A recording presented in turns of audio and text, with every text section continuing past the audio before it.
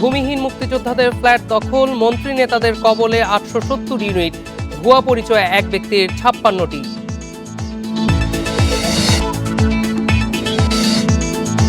হাদি হত্যার আসামিদের ফেরাতে তৎপর সরকার, বন্দি বিনিময়ে জটিলতা নেই প্রমাণ চেয়েছে ভারত।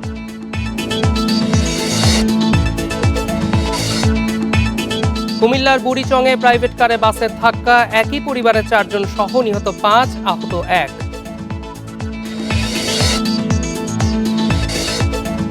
জ্বালানি চাহিদা পূরণে 3 লাখ মেট্রিক টন ডিজেল কিনছে সরকার, মন্ত্রিসভা কমিটির সভায় অনুমোদন।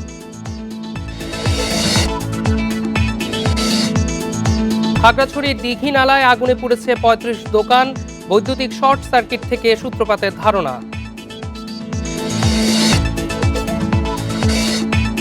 ইরানের জ্বালানি স্থাপনায় হামলা আরও 10 দিন স্থগিত, তেহরানের অনুরোধে সিদ্ধান্ত, দাবি ট্রাম্পের।